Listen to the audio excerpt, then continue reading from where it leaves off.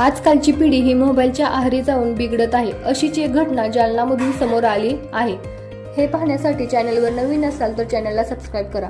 Mobile phone पाट्याच्या पाण्यात टाकून दिल्याच्या रागातून एक 13.5 वर्षीय बालकाने 41 वर्षीय महिलेच्या डोक्यात दगड घालून खून केल्याची घटना पोलीस तपासात समोर आली। या घटनेची माहिती मंगळवारी दिनांक 1 एप्रिल रोजी जालना पोलीस अधीक्षक कार्यालयाकडून देण्यात आली। मीराबाई उर्फ संध्या राजाभाऊ बोंडारे असे खून झालेल्या महिलेचे नाव आहे। मीराबाई या घनसावंगी तालुक्यातील अंतरवाली ढेंबे येथील रहिवासी होत्या।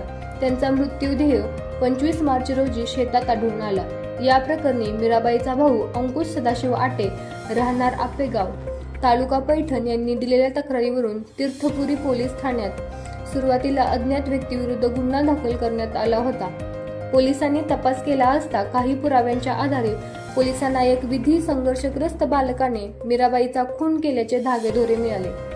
त्या बालकास ताब्यात घेतले असता त्यांनी गुन्ह्याची कबुली दिल्याची माहिती पोलिसांनी दिली।